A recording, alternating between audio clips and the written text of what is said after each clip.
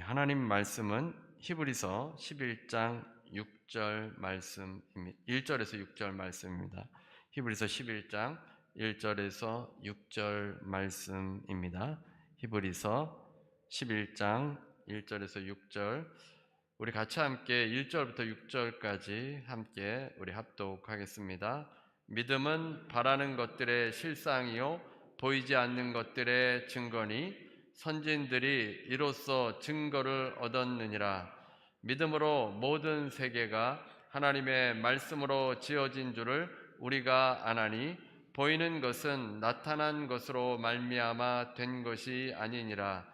믿음으로 아벨은 가인보다 더 나은 제사를 하나님께 드림으로 의로운 자라 하시는 증거를 얻었으니 하나님이 이 예물에 대하여 증언하심이라.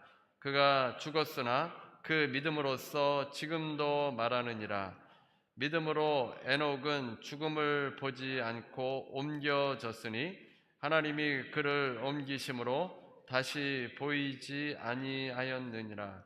그는 옮겨지기 전에 하나님을 기쁘시게 하는 자라 하는 증거를 받았느니라.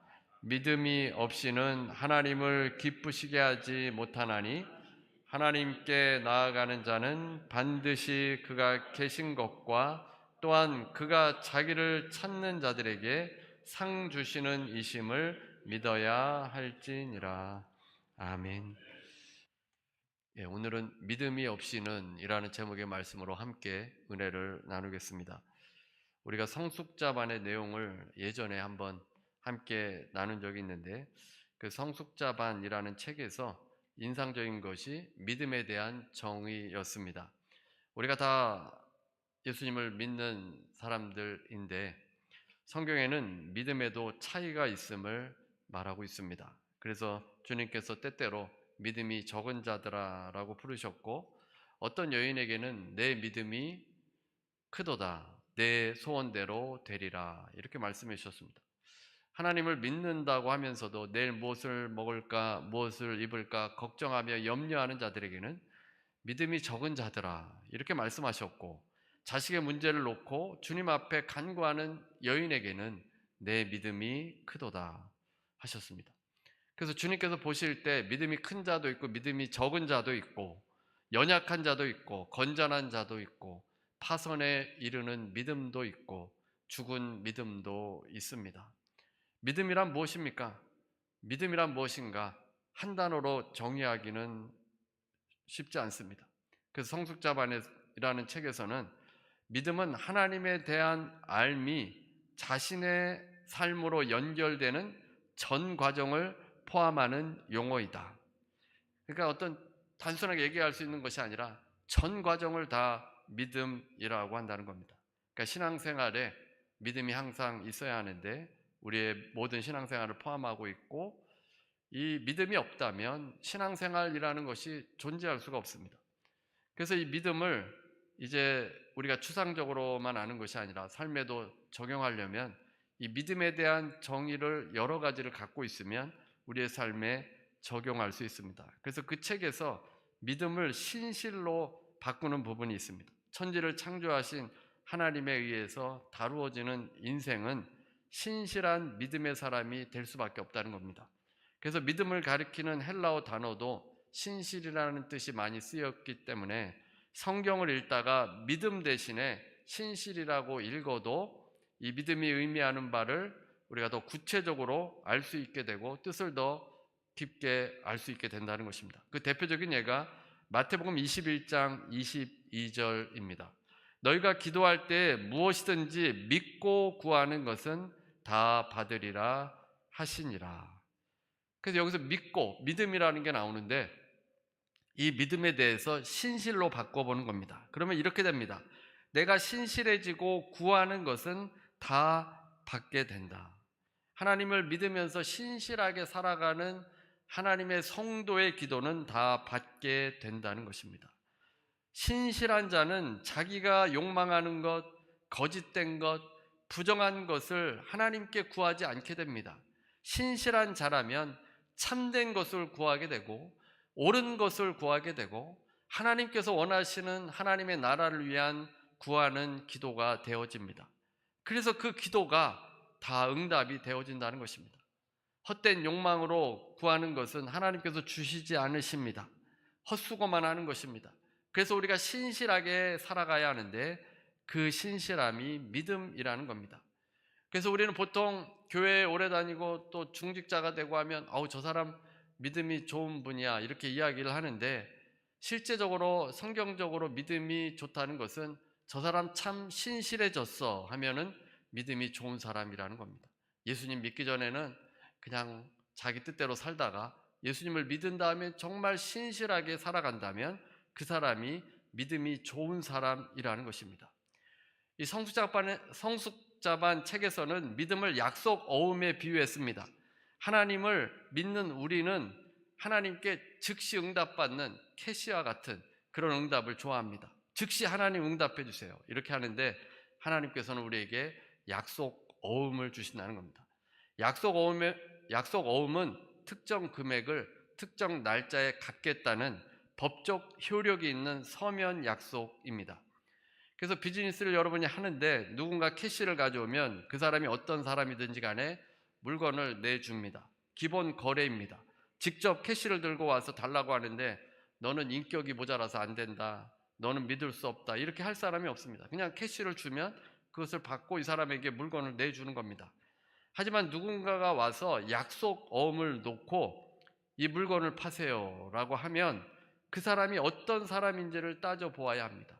이 약속 어음은 현금이 아닙니다. 이 사람이 언제 이제 한 달 후, 두 달 후에 갚겠다는 약속 어음이기 때문에 이 사람이 믿을만 할 때 내 물건을 그 사람에게 내줄 수 있는 것입니다. 그래서 그 사람과 오랫동안 거래하고 믿을만한 사람이면 물건을 내줍니다. 그 사람은 반드시 갚을 사람이기 때문입니다. 하나님께서 우리에게 원하시는 것은 캐시로 이렇게 막 거래하는 게 아니라 여러분의 인격이 변화되고 성숙할 수 있도록 약속 어음을 주신다는 것입니다. 그래서 즉시로 들어주기보다는 약속하심으로 신실함으로 우리가 살아갈 때 응답해 주십니다. 이 믿음을 깨닫지 못하면 하나님을 오해할 수 있습니다. 하나님, 제가 이렇게 기도했는데 왜 응답 빨리 안 해주십니까? 이렇게 오해할 수 있는데 하나님은 약속 어음을 주시는 분이십니다. 믿음의 조상인 아브라함도 25년을 기다리지 않았습니까? 하나님의 모든 말씀은 약속 어음인데 믿음을 가진 사람들에게는 성경 말씀이 모두 약속 어음의 다발입니다. 세상의 약속 어음은 그 사람이 어떤 사람이느냐에 따라서 무효화될 수도 있습니다. 약속 어음을 써주는 사람이 완전하지 않기 때문에 특별한 일을 겪으면 이 사람도 지키지 못합니다. 하지만 하나님께서는 전능하시고 완전하신 분이시기 때문에 약속 어음을 우리에게 주신 것은 반드시 이루어 주시는 분이십니다. 자손 대대로 가장 좋을 때 하나님께서 결제해 주십니다. 그런데 이 약속 어음을 가졌으면 만기일이 도래할 때까지 기다려야 됩니다. 한 달짜리 약속 어음을 받고 그 다음날부터 결제해 달라고 안달하는 사람은 없습니다. 한 달까지 기다려야 합니다.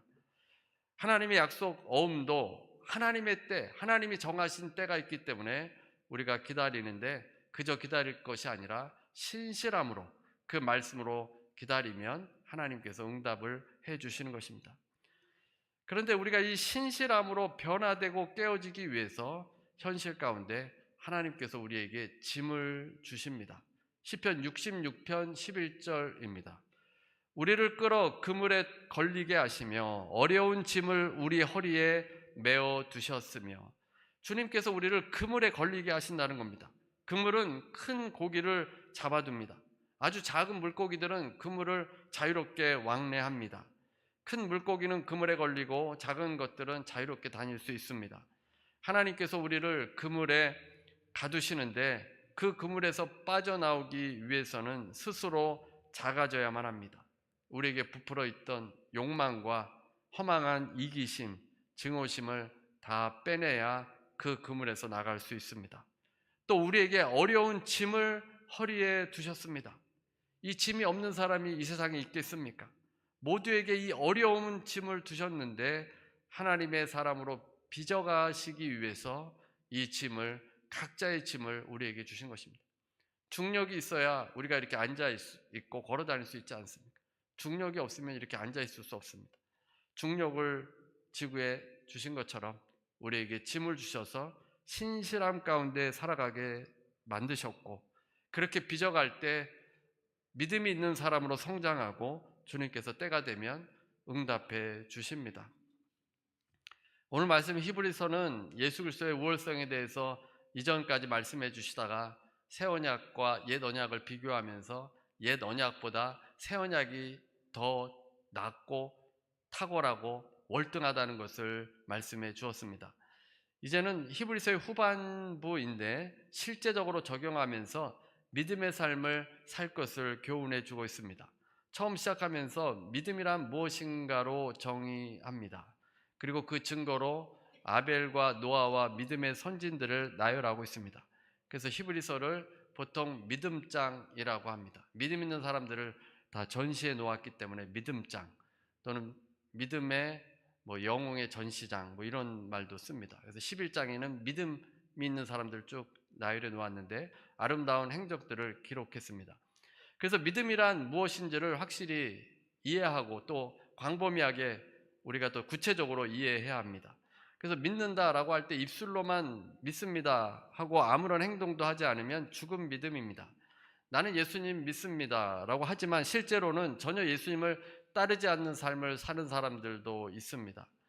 믿음이 신실함임을 기억해야 합니다.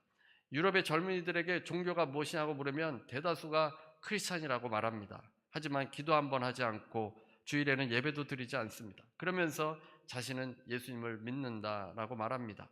미국도 마찬가지이지 않겠습니까? 미국에도 크리스찬이라고 말하지만 실제적으로 주일에 예배를 다니는 사람, 예배를 드리는 사람이어야 크리스찬이라고 할 수 있지 않겠습니까?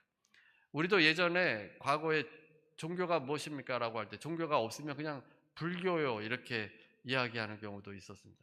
절에 가지 않아도 그냥 불교라고 말하는 사람이 있었는데 이 기독교도 그런 사람들이 있습니다. 믿음이란 무엇입니까? 이 원어로 보게 되면 고전 헬라어 문헌에서는 신뢰, 보증, 증명 등의 다양한 예로 쓰였습니다. 그러니까 믿음이라고 쓰인 피스티스라는 단어는 신실성이라는 뜻인데 그 안에는 증거와 보증이라는 의미도 다 들어가 있습니다. 그래서 믿음의 정의가 한마디로 내릴 수 없고 구체적으로 여러 부분들을 우리가 깨달아 가야 합니다. 믿음은 바라는 것들의 실상이요 라고 했습니다. 믿음은 우리가 바라고 하늘의 것들을 우리의 것으로 확실하게 보증해 주는 것입니다. 믿음이라는 보증물을 내보일 때 하늘의 것들을 확실히 누릴 수가 있는 것입니다. 그래서 믿음이란 아직 나타나지는 않았지만 바라는 것들을 실질적으로 확실한 것으로 붙잡는 것입니다. 3절 한번 보겠습니다. 3절 믿음으로 모든 세계가 하나님의 말씀으로 지어진 줄을 우리가 아나니 보이는 것은 나타난 것으로 말미암아 된 것이 아니니라. 우주 만물이 하나님께서 지으신 것을 크리스찬들은 다 알고 있지 않습니까? 그래서 말씀으로 이 세상이 창조했다는 것을 이해하려면 믿음이 있어야 합니다. 믿음이 있어야 이 세상이 하나님께서 말씀으로 창조하셨구나 이것을 알 수 있다는 겁니다. 사실 하나님을 믿지 않는 사람들은 우주의 기원이 어디 있는지 이것을 가지고 논쟁을 많이 했습니다. 19세기 말 과학자들은 우주가 항상 존재하고 있다고 믿었습니다. 그래서 우주는 어떤 시작하는 시기가 있었던 것이 아니라 그냥 계속 오래전부터 계속 있었다, 존재하고 있었다 이렇게 생각하는 것입니다. 그런데 과학이 진보하고 발전하면서 하나님을 믿는 신앙이 근거를 잃었다고 주장하기도 하고 20세기가 시작되고 몇십 년은 우주가 영원하다는 과학적 신념이 지배했습니다. 그러니까 20세기가 지나고도 어느 정도까지는 계속 우주는 계속 존재해 있었다 이렇게 믿었던 겁니다. 창조와 관련된 종교 언어는 터무니없는 신화라고 했습니다. 최첨단 과학 지식과 신앙은 양립할 수 없다고 생각했습니다. 1960년대에 우주의 기원이 있다는 것이 점점 분명해지게 되었습니다. 그 기원이란 이른바 빅뱅입니다. 몇몇 무신론 과학자들은 강력하게 반발했습니다. 종교적으로 들린다고 하면서 반발했습니다. 소련의 천문학자들은 우주의 기원이 있다는 반동적이고 이상주의적인 이론에 맞서야 싸워야 한다고 했습니다. 그러나 많은 증거들에 의해서 압도당하고 말았습니다. 우주의 기원에 대한 새로운 이해는 기독교의 창조론과 참으로 잘 맞아 들어갑니다. 그래서 우주는 시작이 있었던 겁니다. 오래전부터 계속 있었던 것이 아니라 시작이 있었다는 것입니다. 신의 존재에 대해서도 미세 조정 현상에 관심이 커지고 있습니다. 이 옥스퍼드 대학의 교수였던, 원래 무신론자였는데 이 기독교 변증학자가 된 이 맥그레스라는 학자의 말입니다. 이 미세 조정이란 우주와 관련된 몇몇 기본 상수의 값과 우주의 몇몇 초기 상태의 특징이 지적 생명체의 출현을 가능하게 하는 결정적 역할을 했다는 것입니다. 그러니까 지구상에 탄소를 근간으로 하는 생명체가 존재하는 까닭은 물리적이고 우주적인 여러 힘과 매개 변수가 정밀하게 균형을 이루기 때문이라는 것입니다. 그래서 이 힘의 크기와 매개 변수가 조금이라도 달랐다라면 균형은 무너지고 생명체는 존재하지 않았을 거라고 합니다. 천문학자인 마틴 리스경은 인간 생명체가 빅뱅의 여파로 출현한 것은 6개의 숫자 때문이며 각각의 숫자 중 어느 하나가 조금이라도 달라졌다면 우리가 아는 우주와 인간 생명체의 출현이 불가능했을 만큼 지극히 정확하게 조정이 되어 있다고 했습니다. 그래서 맥그레스는 이 미세 조정이라는 것으로 변증을 하고 무신론자들과 토론을 합니다. 더 복잡한 이야기들이 많이 있는데 사실 과학으로 증명할 것이 아니라 우리는 말씀으로 증명이 되는 겁니다. 믿음으로 증명이 되는 겁니다. 우주 빅뱅 이론은 지금 다 받아들여지는 사실입니다. 어느 순간에 이 우주가 창조가 되었는데 하나님께서 말씀으로 창조가 되었고 우리는 과학으로 일일이 따져보지 않아도 믿음으로 이 사실을 깨닫고 진리를 알게 되어집니다. 이제 본문에서 실제적으로 믿음으로 살았던 사람을 제시합니다. 4절 말씀입니다. 믿음으로 아벨은 가인보다 더 나은 제사를 하나님께 드림으로 의로운 자라 하시는 증거를 얻었으니 하나님이 그 예물에 대하여 증언하심이라. 그가 죽었으나 그 믿음으로써 지금도 말하느니라. 믿음에 대해서 가장 먼저 믿음으로 살았던 아벨에 대해서 말씀하고 있습니다. 아담과 하와가 아들을 낳았는데 첫째 아들이 가인이고 둘째가 아벨 아닙니까? 그래서 가인과 아벨이 하나님께 제사를 드렸는데 아벨이 가인보다 더 나은 제사를 드렸습니다. 의로운 제사를 드려서 의로운 자라 증거를 받았습니다. 가인은 땅의 소산으로 하나님께 제사를 드렸고 아벨은 양의 첫 새끼와 그 기름을 구별해서 하나님께 드렸습니다. 가인의 직업은 농부였기 때문에 구약의 제사로 말하면 소제를 드린 것입니다. 그 다음에 아벨은 목자였기 때문에 짐승 떼 중에서 일부를 바쳤습니다. 최상의 것과 기름진 것을 하나님께 드렸습니다. 두 사람 다 하나님께 제물을 드렸는데 하나님께서 아벨의 것은 받으시고 가인의 것은 받지 않으셨습니다. 아벨이 믿음으로 더 나은 제사를 드렸기 때문입니다. 창세기를 읽어보면 아벨과 그 제사는 받으셨고 이렇게 되어 있습니다. 가인과 그 제물, 가인의 제물이 아니라 가인과 그 제물, 아벨과 그 제물은 받으셨다. 그러니까 아벨을 받으신 이유는 믿음의 차이이기 때문입니다. 아벨이 신실함으로 살았기 때문에 하나님께서 아벨의 제사를 받아주신 것입니다. 가인은 선을 행하지 못하는 가운데 손에 잡힌 것 중에 첫 번째로 들어온 제물을 드렸습니다. 믿음도 정성도 없는 제사였을 것입니다. 하나님께서 그 마음을 보시는 분이신데 아벨과 그 제물은 받으셨지만 가인은 받지 않으셨습니다. 성경은 가인의 행위가 악하다고 말씀하셨고 아우였던 아벨의 행위는 의롭다라고 하셨습니다. 요한일서 3장 12절입니다. 가인같이 하지 말라. 그는 악한 자에게 속하여 그 아우를 죽였으니 어떤 이유로 죽였느냐? 자기의 행위는 악하고 그의 아우의 행위는 의로움이라. 선을 행하며 믿음으로 드리는 아벨의 제사, 신실한 아벨의 제사는 받아들여졌습니다. 그런데 그 믿음으로써 지금도 말하느니라. 가인의 제사는 받아들여지지 않아서 가인이 화가 나서 아벨을 죽였습니다. 아벨이 죽음을 당했는데 그의 믿음의 의까지 죽일 수는 없었고 아벨의 믿음은 계속 전해지고 있습니다. 그 다음에 두 번째 인물은 에녹입니다. 5절입니다. 5절. 믿음으로 에녹은 죽음을 보지 않고 옮겨졌으니 하나님이 그를 옮기심으로 다시 보이지 아니하였느니라. 그는 옮겨지기 전에 하나님을 기쁘시게 하는 자라는 증거를 받았느니라. 두 번째 믿음의 조상으로 에녹이 나옵니다. 하나님이 에녹으로 하여금 죽음을 보지 않게 하시려고 그가 살아있을 때 옮기셨습니다. 하나님께서 왜 그를 산채로 하늘로 데려간 것입니까? 그의 믿음을 하나님께서 기뻐하셨기 때문입니다. 그가 믿음을 가져서 하나님께서 그를 기뻐하셨습니다.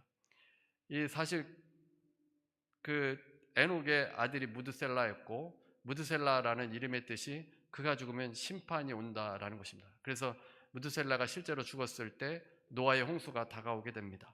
그러니까 아버지였던 에녹은 이 아들을 바라보면서 신실한 신앙으로 살았고, 그 신실한 믿음이었기 때문에 하나님께서 에녹을 그냥 데려가신 것입니다. 이 세상에 어떤 흔적도 남지 않았습니다. 그의 후손이나 그를 아는 사람들 가운데 아무도 에녹의 시신을 보지 못했습니다.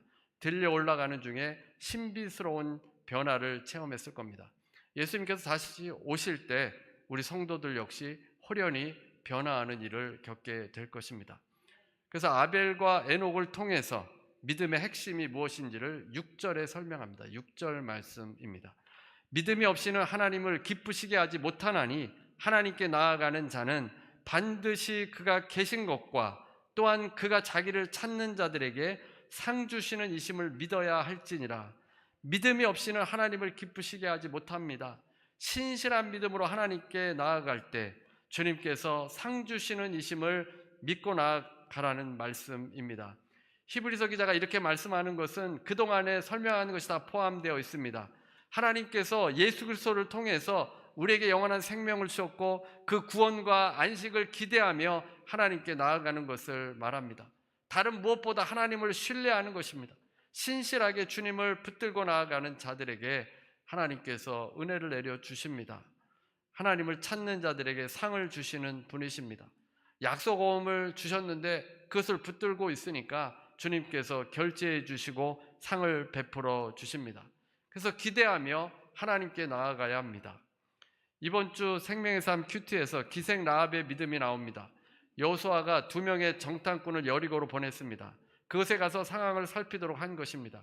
우리말 성경에는 기생 라합, 원래 한글 개역 성경에는 기생 라합이라고 되어 있는데 우리말 성경에는 이 창녀 라합이라고 번역을 했습니다. 창녀가 더 맞는 표현입니다. 신분이 낮고 천한 라합이었지만 그는 정탐꾼들을 숨겨주었습니다. 왕이 정가를 보냈지만 기생 라합은 숨겨주었습니다. 만약 나중에 발각이 된다면 목숨을 잃게 됩니다. 라합은 정탐꾼들에게 이런 이야기를 합니다. 하나님에 대해서 이야기를 했는데 라합은 이 가나안 땅 여리고에서 그 이야기들을 다 듣고 있었던 겁니다. 가나안 땅을 이스라엘 백성들에게 주신 것을 알고 있었고 요단 동편에 그 강한 두 왕을 진멸시킨 것도 듣게 되었습니다. 그래서 여호수아 2장 11절에 이렇게 고백합니다. 우리는 그 소식을 듣자마자 마음이 다 녹아내렸고 당신들 때문에 모두 용기를 잃었습니다. 당신들의 하나님 여호와는 위로는 하늘과 아래로는 땅의 하나님이시기 때문입니다. 라합은 무엇보다도 하나님을 믿었던 것입니다. 전능하신 하나님, 만군의 여호와 그 하나님을 믿어서 이제 자신의 나라 그 부족 왕의 명령에 불순종하면서 그 정탐꾼을 숨겨주게 되었습니다. 믿음에 있어서는 이 신분과 지식과 재물의 차이가 없습니다. 라합은 창녀였지만 그가 회개하고 하나님을 믿을 때 그의 가정은 구원받고 보상받게 되었습니다. 예수님의 족보에 오르게 되었습니다. 마태복음의 족보에 여성이 5명이나 나오는데 대부분이 이방인입니다. 사회나 율법에 의해서 배제된 사람들이라 할지라도 하나님을 믿으면 구원을 얻게 됩니다. 반대로 말하면 아무리 높은 위치에 있고 아무리 많이 가진 자라 하더라도 믿음이 없으면 하나님께 구원받지 못한다는 것입니다. 그래서 믿음을 가져야 합니다. 하나님께서 천지를 창조하시고 우리에게 큰 대제사장 예수님을 보내주셨습니다. 우리가 새 언약 속에서 살아가고 있습니다.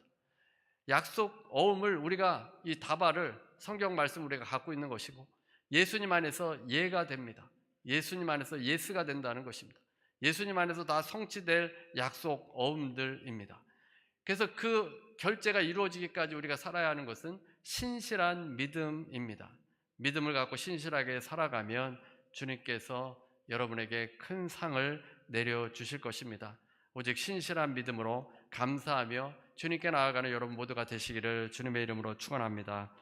우리 찬송가 545장 인원의 아무 증거 아니 배워도 찬송 부르시고 기도하는 시간 갖도록 하겠습니다.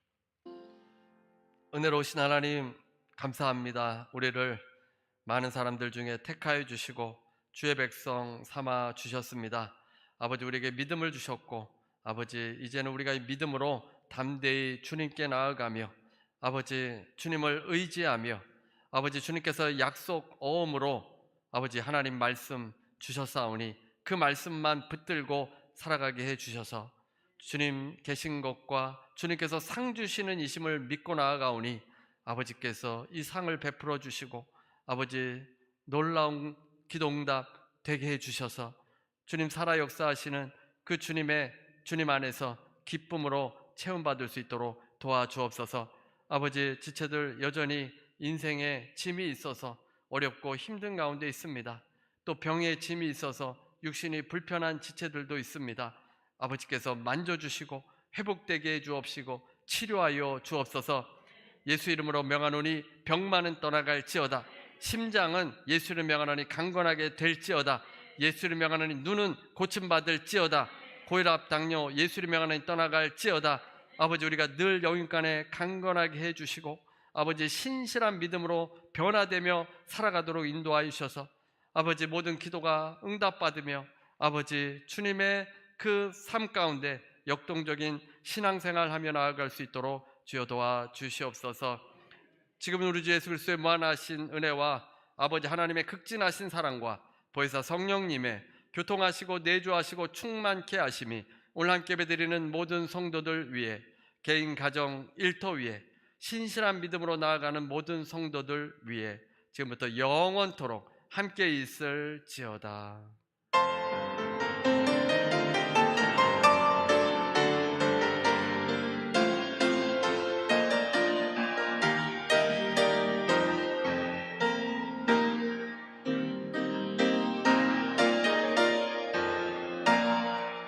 하나님께 감사의 박수 드리시겠습니다.